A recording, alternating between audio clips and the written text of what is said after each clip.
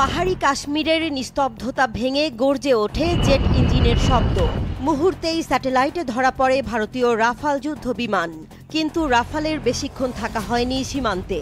পাকিস্তান বিমান বাহিনীর দ্রুত পাল্টা প্রতিক্রিয়ায় পালাতে বাধ্য হয় তারা। পাকিস্তানি গণমাধ্যম ডনের খবরে এমনটাই দাবি করা হয়েছে, যদিও এ বিষয়ে এখনও ভারত কোনো মন্তব্য করেনি। কাশ্মীরের বিতর্কিত আকাশ সীমায় ভারতীয় বিমান চলাচল নতুন কোনো ঘটনা নয়, তবে এবার পটভূমি ভিন্ন। গত 22 এপ্রিল পেহেলগামে নৃশংস হামলায় নিহত হয় 26 জন, যার বেশিরভাগই পর্যটক। ভারত দ্রুত পাকিস্তানের দিকে অভিযানের আঙুল তোলে, যদিও এখনও কোনো প্রমাণ পেশ করতে পারেনি দিল্লি। পাকিস্তান দ্ব্যর্থহীনভাবে সমস্ত দায় অস্বীকার করে নিরপেক্ষ তদন্তের আহ্বান জানিয়েছে।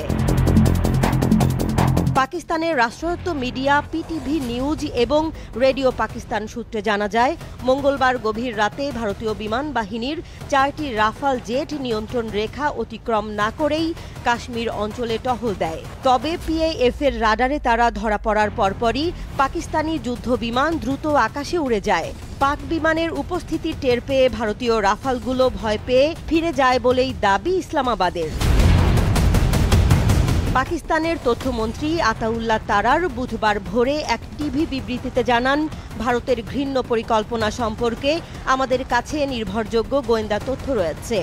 আগামী 24 থেকে 26 ঘন্টার মধ্যে তারা পাকিস্তানের বিরুদ্ধে সামরিক অভিযান চালাতে পারে। তিনি আরও বলেন, এই ভিত্তিহীন অভিযোগ ও সামরিক আগ্রাসনের পেছনে ভারতের রাজনৈতিক উদ্দেশ্য রয়েছে, যা পুরো অঞ্চলের জন্য বিপজ্জনক পরিণতি ডেকে আনতে পারে। পাকিস্তানের প্রতিরক্ষা মন্ত্রী খাজা আসিফ এক বিবৃতিতে জানিয়েছেন, সীমান্তে অতিরিক্ত সেনা মোতায়েন করা হয়েছে এবং দেশ যে কোনো ধরনের আগ্রাসনের উপযুক্ত জবাব দিতে সম্পূর্ণ প্রস্তুত।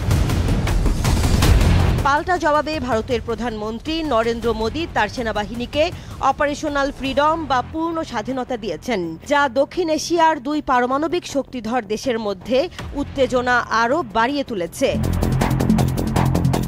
এদিকে পাকিস্তানের উপপ্রধানমন্ত্রী ইসাক দার স্পষ্ট করে বলেছেন, আমরা প্রথমে আঘাত করব না, তবে প্রতিশোধ নেয়ার অধিকার আমাদের আছে।